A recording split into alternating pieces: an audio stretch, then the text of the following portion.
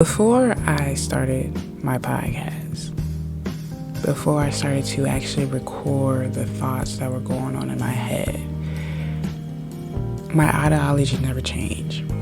From when I was in middle school, when I was in high school, I was speaking the same things that I speak on this platform as I did in my classrooms, as I did to my friends, to my family members, to anybody that would just sit down and listen to me. And I remember throughout those years, I would constantly say the same things as I say on this podcast to just random people. And I would have my teachers pull me to the side and tell me, Christy, it's not the time. This is not the place. Let's dial it back a little bit. I've even had teachers confess to me that they had enjoyed the talks that I was spewing out into the world, but in the same breath say that it was too much and that this wasn't the place. And I remember by the time I got to high school, I was in history class and we were talking about some historical event, and I remember I brought up one of my philosophies. And he proceeded to say, this is not the time. Just like 20 other teachers have said to me so far, I've been on this earth by this time of my life. And I exploded. And I remember getting so loud. And I remember saying, why is it that it's never the time? When will you make time for Black trauma? When are people going to make time to talk about prison reform? And at the time I was talking about sexual assault advocacy, I was talking about hate crimes, Black Wall Street, I was talking about everything that related to Black pain. And I told my teacher, and I said, we can get on here into class and talk about the Holocaust and talk about slavery in World War I, World War II. We could talk about Chernobyl. We could talk about all the things that is in like the academia study list. But when it comes to Black history, which is history, when it comes to me just bringing up another historical event, it's not the time. We don't have the time for that. It's not the right place. And that made me so angry because I started to realize that no matter where I went, no matter how loudly I spoke or how much I advocated for a particular group, it would never be the time. And growing up, I was very, very adamant about prison reform. And I thought, who are going to fight for the prisoners? Who are going to fight for the incarcerated people, the wrongfully incarcerated? Who are going to fight for the people that has to go against PREA? Who's going to fight for me when it comes to police brutality, when it comes to hate crimes, when it comes to murder and homicide? Who is going to fight for me? And then one day, of course, throughout my life, I've seen plenty of accidents, plenty of things happen. But I remember this one particular day, it was a car accident on the highway. And it was a Black family. It was a mom, it was a daughter, it was a son. And in the other car was another Black family. It was a mom, it was a father, and a daughter. And I remember this car accident happened right in front of us.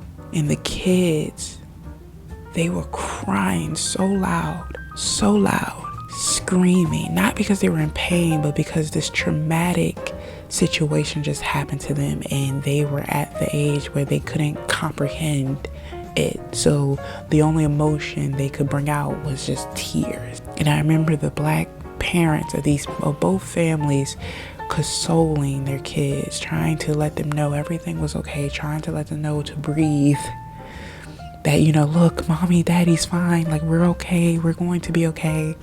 And as it came to time for everybody to exchange insurance information.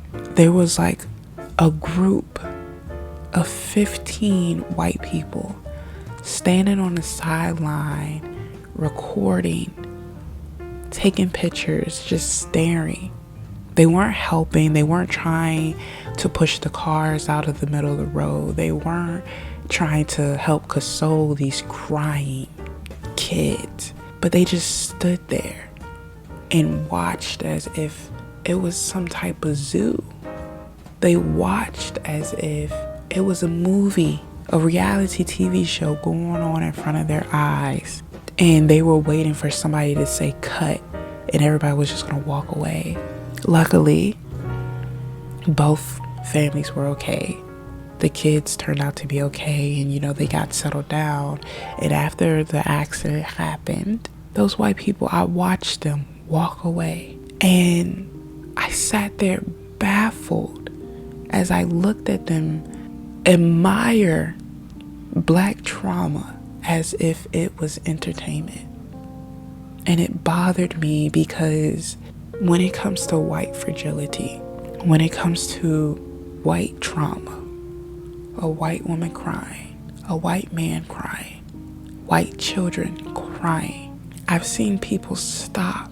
I've seen the seconds slow down and people drop everything they were doing to go save, to coddle, to love, to show support for these white families. That day I watched not one but two Black families experience a traumatic experience.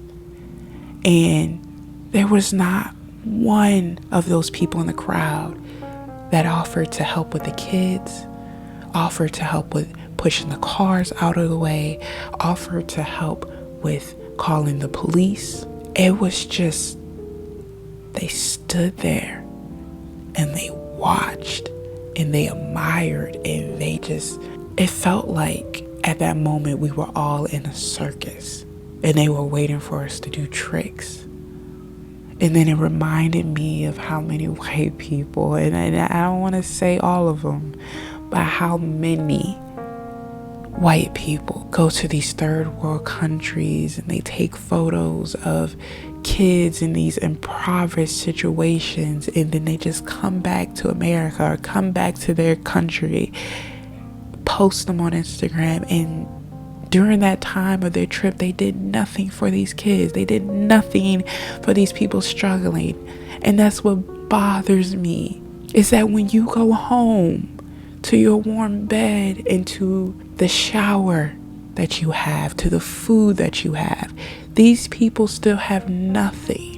And it comes to a point where people are so tone deaf when it just comes to human trauma that we can't comprehend that the stuff that you do, the actions, the way you act, is a reflection of how you do not care about people of color, minorities, the impoverished. And what gets me is that year after year and decade after decade, it seems as the louder I speak, the louder people speak about human trauma, Black trauma, no one cares to listen. Nobody cares to want to comprehend and understand that we are not some type of animal. We are not some type of entertainer that you can just lavish over and look at and stare and soak up this energy and just walk away with it. A lot of white people are very tone deaf when it comes to lending a helping hand. And I see this all the time. How dare you go to these countries where a lot of those civilians need help? Or, let's make this clear, go to these countries assuming that when you get there, all you will see is impoverished, sick, starving people, malnourished people. And then you get there and realize that, oh, these places actually have electricity. Oh, these places actually have food and water and housing and good plumbing. And then you scratch your head like some dumbass monkey and think, wow, this isn't what I expected when I was going to come to Africa. I wasn't expecting for you to have food, for you to have water, for you to have clean water. I wasn't expecting you to have clothes. Wow. When did this start to happen? When did you guys start to come along with the technology? When these people come to these third world countries and like, oh my God, you have phones? You have tablets? You have computers? Where does the internet come from? The tone deafness to minorities is fucking astonishing. And then it's like the moment you see us as the impoverished, see us as the people that are struggling, you don't help. You pull out a camera and you take photos, and you might ask for our name, and you might ask, what can you do for us to help? And then the moment we express what we need and how we can survive, it's, oh, I'm sorry, I have to catch a flight. Oh, I'm sorry, I'll give you enough resources to last you throughout the day, or maybe till tomorrow morning, but it's not enough to make change. It's not enough to help, to truly care. A lot of people would just help not because they care, but to make themselves look good. And then at the end of the day, who is it really helping? A lot of people think, oh, because they sent money as donations to help starving kids in Africa or in India or wherever that's struggling, that, oh, that's their good deed. Oh, I've done something good, or I feel good about myself. Or they'll send in pennies, literal pennies, to these donations, and then go to their friends and then go to their loved ones and say, oh, I've done X, Y, and Z. What did you do? And so it turns into this guilt trip between white people of who's done the most for the impoverished. And it's like, are you kidding me?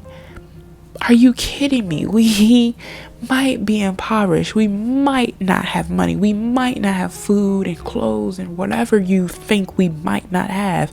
But at the end of the day, we are human, which people tend to forget. Is that every person that you came in contact with when you went to those third world countries, or you seen in traumatic experiences, they are human. They are not toys. They are not piggy banks. They are not fucking TV shows. They are human beings going through real life things. And you taking out a camera and saying smile and then posting it on Instagram is not helping. It's not helping anyone.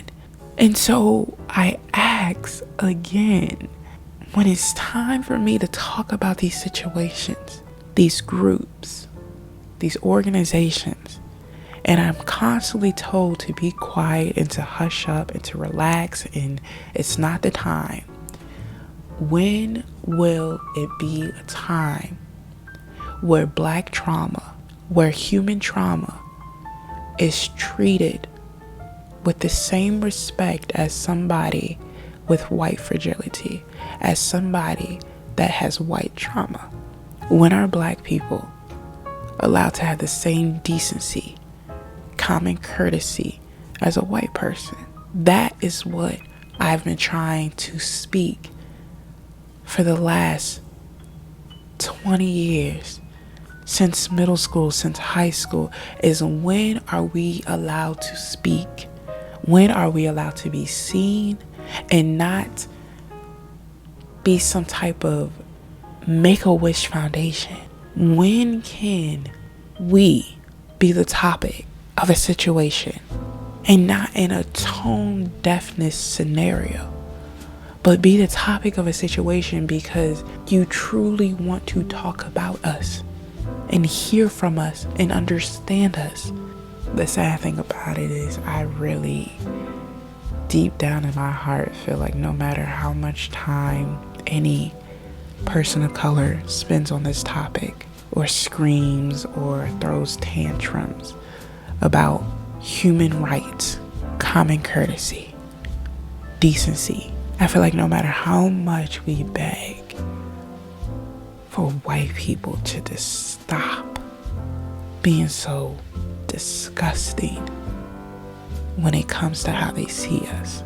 These things would never change, because guess what? In 20 years and 30 years and 40 years, Becky's are still going to be going to Africa to take pictures of little kids that are not theirs, that they would never know, to get a couple of likes on Instagram. In 20 to 30 years, there's going to be car accidents and there's going to be deaths and shootings where white people are going to come out and act like they care, but they don't. And that's the sad part about it, is that we know subconsciously that you guys would never care, and you would never fight for us as if you would your own. And that's the disgusting part about it, is that when it comes down, forget race, forget black and white, Asian, Mexican, Latinos, forget race. But when it comes down to a human being needing another human being for help, you won't even give us that.